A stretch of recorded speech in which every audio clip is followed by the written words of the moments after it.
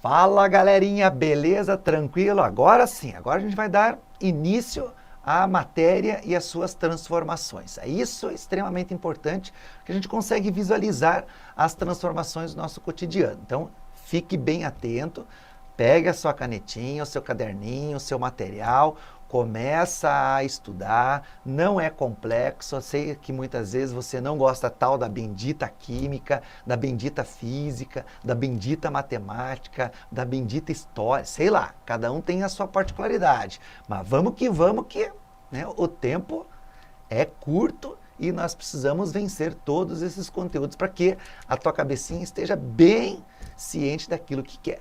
Beleza? Acompanha comigo agora a constituição da matéria.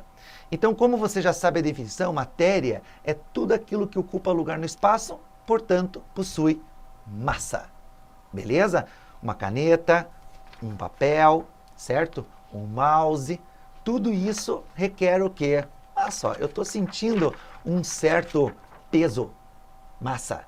Beleza? Então, nós temos uma certa massa que constitui, né, essa matéria aqui. Só que isso aqui teve uma transformação, né? Papel, não existe papel na natureza, certo? Existe a madeira, a celulose, que foi transformada no papel.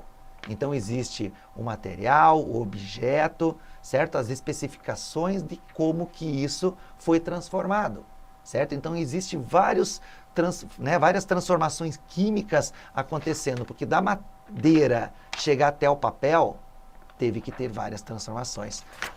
A impressão que teve nesse papel também teve que ter várias transformações. E tudo isso a gente vai ter que colocar no papel para poder observar as transformações que estão acontecendo com a matéria.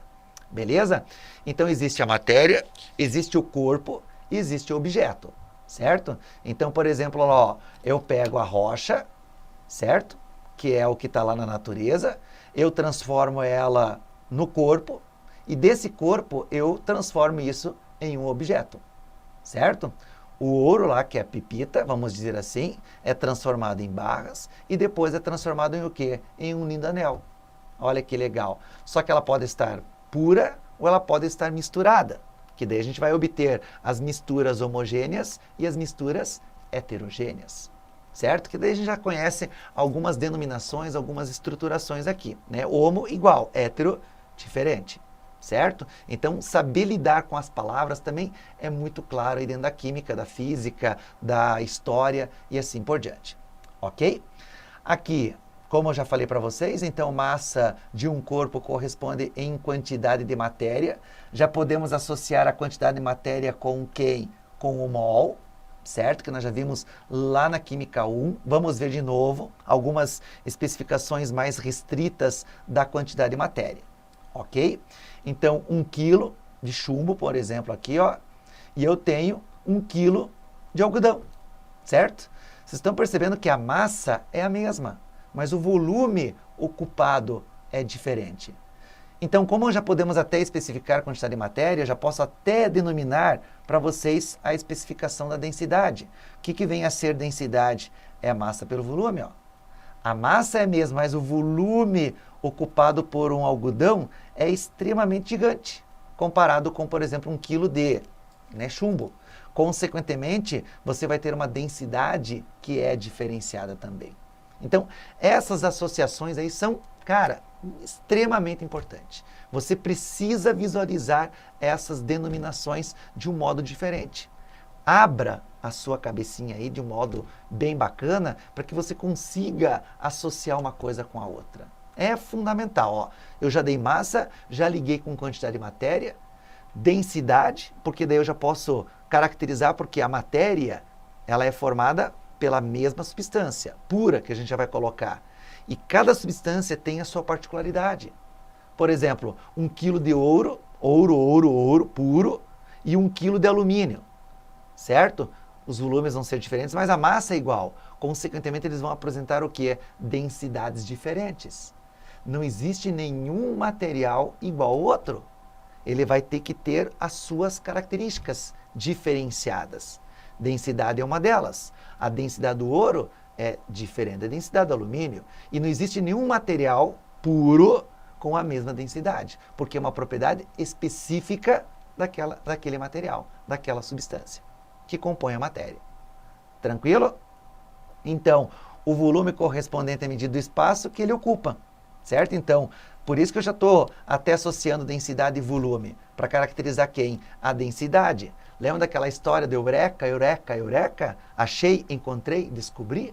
Sim, Arquimedes, que foi chamado pelo rei da época, porque o artesão que fazia as peças de ouro, o rei estava desconfiado que uma vinha mais leve do que a outra.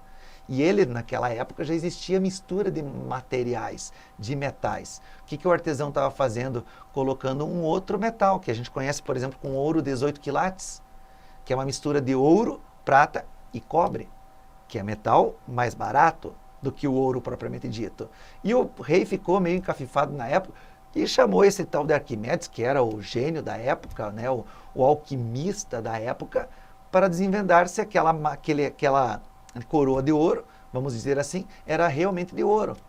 Aí Arquimedes pegou a coroa, analisou e tal, e ficou pensando, fez todas as medições e desistiu. Pensou assim, cara, eu não consigo descobrir, porque não existia tecnologia naquela época para saber se é.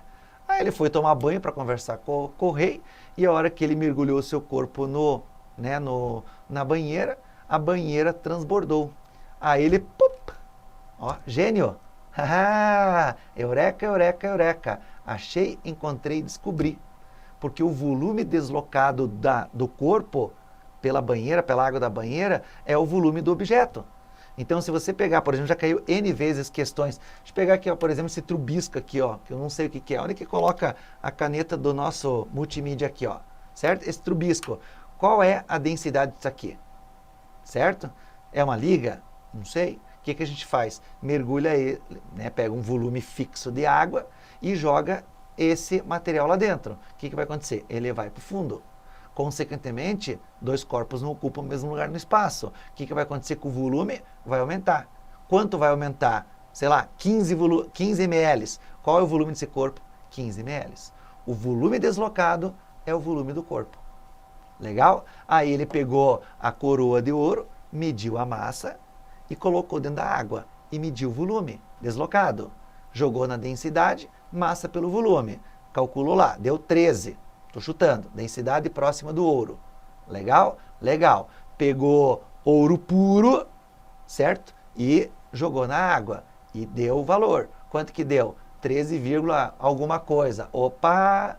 Era para dar 13. Deu 13, alguma coisa. Então, alguém está errado.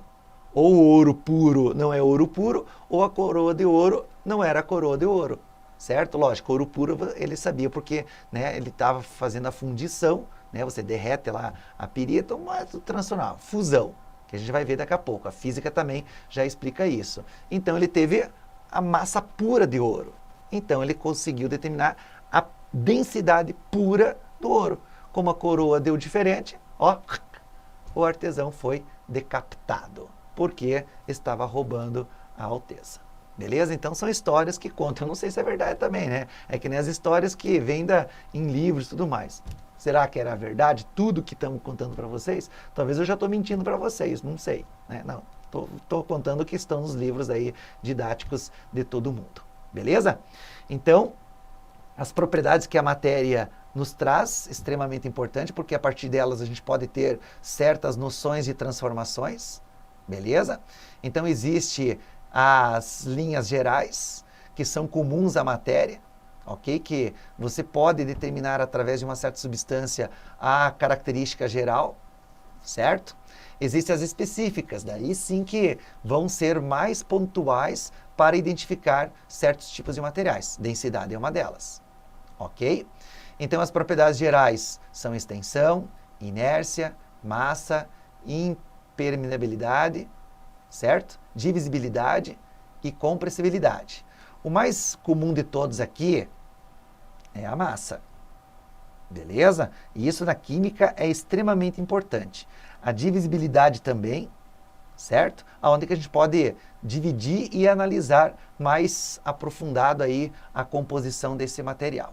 Ok? Eu trouxe para vocês as específicas. A primeira são as propriedades organolépticas. Já ouviu falar nisso? Não, os 5 sentidos, quais são? São 5, high five. É, quem tem filho aí já, né, já é pai, já é mãe, né, ou tem irmãozinho, sabe o que eu estou falando. 5 sentidos, quantos são? São 5, high five. É, visão, audição, olfato, paladar e tato. Ó, viu como um desenho, né, facilita a nossa vida? Legal, né? São as propriedades organolépticas. As propriedades físicas, né? Temperatura de fusão, temperatura de ebulição, densidade. E as propriedades químicas, né? Que são as características reacionais. E as propriedades funcionais, quais são as funções de cada matéria, de cada substância que compõe aquele material. Ok? Então, cada uma delas é importante para ressaltar alguma coisa. Certo? Como que eu sei alguma coisa, professor? Você só está falando logo de uma linha geral. Sim, porque eu não sei qual é a característica daquele material. Então não precisa se preocupar com isso. Eles sempre vão te dar uma deixa. Qual que é a deixa daquela substância? Ah, ela tem sabor cáustico. Opa, sabor é uma propriedade organoléptica. Ah, eu consigo fragmentar aquele objeto. Opa, eu tenho uma característica da substância de saber dividir ela. Certo? Então, são vários processos que podem ser citados facilmente aí, ó. Né? Pode ter o paladar, o tato, o gosto, o olfato. Então, as propriedades organolépticas, ó, paladar, visão, olfato, tato e audição. Certo? As 5 propriedades organolépticas, ok? Ó, beleza? Então, são alguns exemplos aí que nós podemos citar de caracterização, né, das propriedades organolépticas. As propriedades físicas, como eu falei para vocês, ó, ductibilidade, maleabilidade, solubilidade, densidade, e aí vai. O estado físico da matéria é extremamente importante, certo? O sólido, líquido e o gasoso, certo? São fundamentais aí para o estudo das transformações, beleza? Então, é o que a gente mais precisa e a física corre junto aqui, tranquilo? A densidade é uma propriedade extremamente importante, não cai nas provas, elas despencam, certo? A parte sobre densidade, onde que é uma propriedade específica daquela matéria, como eu já havia comentado com vocês, ó, específica da matéria, tudo bem? Então, 1 kg de algodão, 1 kg de chumbo. Massas iguais, volumes diferentes. Se eu tenho massas iguais e volumes diferentes, consequentemente, vão aplicar o quê? Densidades diferentes, certo? Ó, 1 kg, né, 19,3 quilos de ouro, certo? Tem o mesmo volume do que 2,7 gramas de alumínio. Então, as massas são diferentes, mas os volumes são iguais, certo? E se você aplicar a densidade, 1 kg de chumbo tem uma densidade muito maior do que 1 kg de algodão, né? Tem aquela pergunta, o que pesa mais, 1 kg de algodão ou 1 kg de chumbo? Pergunta retardada, nenhum pesa mais do que o outro, eles pesam iguais, porque 1 kg é 1 kg, o volume ocupado é o diferenciado. Certo? Um volume de um algodão é desse tamanho, o de chumbo é desse tamanhico, mas a densidade do chumbo é maior, porque a massa é a mesma, o volume é pequeno, a densidade vai ser maior. A massa de ouro é maior e o volume é igual, massa maior, densidade maior. São especificações que vocês precisam saber lidar com a fórmula da densidade. Ok? E está aí, ó. A tão sonhada densidade. Só que eu queria que vocês destacassem isso aqui, ó. Essa densidade é a massa total. É tudo. Tudo bem? Geralmente é dada em gramas por litro, gramas por ml. Lembrando que ml e centímetro cúbico é igual. 1 ml é igual a 1 centímetro cúbico. Isso tem que saber. Beleza? As transformações de massa também, quilograma, grama, miligrama, tonelada. Eu sempre vou citando para vocês essas transformaçõezinhas xixilentas aí. ok? Então está aqui um exemplo de cálculo de densidade, né? O exemplo mais tradicional é da água, que é importante você decorar. A física usa bastante isso também lá nos cálculos, né, de calor específico, capacidade calorífica e assim por diante, beleza? Então a densidade da água é 1 grama por ml. 1 grama por ml. 1 quilo por litro. Vocês perceberam que as unidades que fazem referência, ó, grama com ml, quilo com litro. Guarde bem isso. Tudo que tiver acima da densidade da água vai afundar. Tudo que tiver uma densidade a menos do que da água vai flutuar.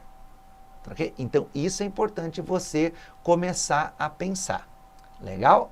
Então, ó, densidade é massa por volume. Eu tenho 1 litro de água e 1 quilo. Tudo bem? Então, a minha densidade é 1 quilo por litro, ou 1 grama por ml. Estão aqui as características da densidade da água. Beleza? Aqui, para líquidos, né, nós temos lá, a densidade do etanol é 0,8 gramas por centímetro cúbico. Quer dizer que cada ml de álcool eu tenho uma massa total de 0,8 gramas. Essa é a lógica. Começa a abrir os mecanismos, certo? 0,8 gramas por ml. Cada ml eu tenho 0,8 gramas total. Porque geralmente eles dão a densidade do álcool. Só que o álcool não é só etanol. Ele tem etanol e tem uma outra substância, por exemplo, a água, porque as pontes de hidrogênio no ar atmosférico tem água. Quando eu fiz o meu mestrado, eu fiz a reação de produção de biodiesel e eu tinha que usar álcool anidro, ou seja, álcool puro. Só que não tem como formar álcool puro. Por quê? Porque quando você abre o frasco, até ele está puro, mas abrir o frasco tem umidade. Se tem umidade, o que vai acontecer? Vai entrar água. Se vai entrar água, deixa de ser puro. Estão entendendo? Então, existe uma certa porcentagem de etanol. Aí você tem que usar isso na sua conta também. Beleza? Tive que fazer a destilação fracionada para determinar naquela alíquota qual era a verdadeira porcentagem de etanol, para poder usar na transformação do óleo em biodiesel. Então, tem toda a parte experimental, como eu citei para vocês na primeira aula. Legal? Tranquilo? Aqui, o mercúrio, né, é o metal que apresenta a densidade elevada, certo? Ó, a massa de 13,5 cada litro. Então, 13,5 quilogramas por litro, ou seja, 13,5 gramas por ml, ou 13,5 gramas por centímetro cúbico. Cada centímetro cúbico de mercúrio tem uma massa de 13,5 gramas. Se for só mercúrio, se for só etanol, certo? Agora, se tiver uma mistura, você tem que fazer uma regra de 3 para determinar qual é a verdadeira massa daquela substância que está associada à densidade. Que nem eu estava falando do etanol, 95% de etanol. Então, 0,8 é 100%, porque 0,8 é a massa total. 0,8 é 100%, 95 é X. Ponto. Essas são as interferências matemáticas que você tem que aplicar. Solubilidade, também a gente vai trabalhar nas nossas próximas aulas. Semelhante dissolve semelhante, que eu já citei. Solúvel, solúvel, insolúvel, insolúvel. Solúvel que se dissolve, insolúvel que se dissolve, porém pouco, certo? Água e óleo se misturam? Você sabe que não. Todo mundo já preparou lá, por exemplo, jogou água e óleo no macarrão lá, para preparar o macarrão, para ele não grudar. Precisa colocar óleo, só cozinhar, certo? Saber cozinhar. Aí tem toda a tecnologia do cozimento, da cocção do alimento. Aí o que acontece? Você jogou uma gotinha de óleo, você percebeu que ela não se misturou. Graxa não se mistura, por quê? São apolares. A água é polar e semelhante não vai dissolver o que não é semelhante, só semelhante com semelhante. Então, por isso que vão formar fases, ou seja, uma mistura heterogênea, já aplicando a nossa próxima aula também. Beleza? Então, se colocarmos um pouco de óleo em um copo de água, veremos que eles não se dissolvem. Por quê? Porque tem polaridades diferentes. Uma é ligação de hidrogênio e a outra é Van der Waals, apolar. Tranquilo? O que nós temos que citar aqui né? Ó, um pouquinho de água e uma pitada de sal, nós temos uma mistura homogênea. Ou uma pitada de açúcar em um copo com água se dissolve completamente. Só que lembrando, se você tem açúcar, ele se dissolve, não se dissocia, não se ioniza. Então, se você colocar aqui o negocinho para conduzir corrente elétrica, não vai acender, porque o açúcar não se transforma em íons. Aí temos a condutividade elétrica dos materiais. Tudo bem? Então, a solubilidade quando a substância se dissolve. Tudo bem? Ou se mistura. Todo material que se dissolve a gente chama de soluto, ó, lá da aula de soluções. E toda substância que é chamada que se dissolve outro material é chamada de solvente. E soluto mais solvente vai resultar no quê? Na solução. Então a solução, deixa eu definir aqui de novo, é uma mistura sempre homogênea. O que é homogênea? Uma só fase. Isto aqui é extremamente importante você saber. Tranquilo? Tá aqui, ó. Se você for colocando os materiais e materiais e materiais, certo? Você vai observar que existe N possibilidades de você ter os solutos e solvente, ó. Mistura homogênea. Agora, se você coloca um pouco a mais, que não se dissolve, você vai ter o quê? O corpo de fundo. Então, vai ser uma solução aqui, ó, só para repetir, vai ser uma solução saturada, que é o limite máximo, mas aqui, nesse caso, você tem um corpo de fundo, que é a parte do soluto que não se dissolveu. Então, a gente pode chamar até esse ambiente de uma solução saturada com corpo de fundo, que são as especificações aí que nós já vimos lá na Química 1. Se você não viu ainda, vá lá em Química 1, você tem a parte sobre soluções. É só ver o planejamento, você consegue achar a aula bem facilzinho, tá ok? Então, mistura homogênea, mistura heterogênea. Então, a solução saturada com corpo de fundo é uma mistura heterogênea. A solução, né, saturada ou a solução insaturada são misturas homogêneas. Qual que é a diferença da saturada da insaturada? A quantidade de soluto que você colocou. Se for abaixo do limite máximo, é insaturada. Se for acima, é saturada com corpo de fundo. E se for igual, é a própria saturada. Beleza? Então, ó, se colocarmos uma quantidade muito grande de açúcar num copo de água, o que ocorrerá? Formará fases. Pronto, resposta rápida e direta. Beleza? Então, nós temos que lidar com as transformações, as propriedades de modo geral, só que um fator extremamente importante que você tem que realmente saber é essa tela aqui, ó. As várias transformações da água. Ou, melhor, não só da água, né? Vamos dizer assim, dos estados físicos da matéria. Né? Aqui nós temos as interpretações mais peculiares dos estados físicos. A evaporação, a calefação, a ebulição, tem que ver aonde que cada uma dessas se enquadra. Calefação não tem aí, tá, pessoal? Mas só para ter uma ideia da mudança que a gente vai ter que trabalhar nas próximas aulas aí. Então, existe a precipitação. O que é precipitação da chuva? É chuva, cair a chuva. Ou seja, ela está passando o vapor para o líquido. Certo? Eu podia ter aqui em cima, ó, se a altitude for muito alta, a altitude for muito alta é boa, né? Você pode ter o que lá em cima? O gelo. O que é o gelo? É água sólida, que pode derreter e transformar ela em o que? Em líquido. Derreter, fundir, certo? Aqui eu tenho a evaporação, de que eu tenho o líquido para o vapor, e do vapor para o líquido, como já está na precipitação. Aí tem a infiltração, lençol freático, o aquífero Guarani, que é um dos, nosso petróleo do futuro, vamos dizer assim, certo? Então existe, ó, a infiltração, as últimas aulas que eu falei para vocês sobre a contaminação. Então, ó, tá vendo? Ó, aqui tá tudo bonito, certo? Mas o que nós temos aqui? Nós temos prédio. Prédio está lançando o que para a atmosfera? Os gases de efeito estufa, e isso tem o que? A contaminação. Então você pode contaminar os lençóis freáticos e depois você pode extrair, porque daí tem a perfuração, tem o poço. Então você está retirando a água contaminada. aí você vai ter que ter um tratamento e assim por diante. Então, existem inúmeras situações, inúmeras evidências para poder caracterizar toda a parte de matéria. Trouxe algumas questões para vocês aqui, ó. Boiar no Mar Morto, luxo sem igual. Aí ele está falando Mar Morto, né? Mar Morto, você já vai entender, ó. Tem gente que já fica desesperado. Calma.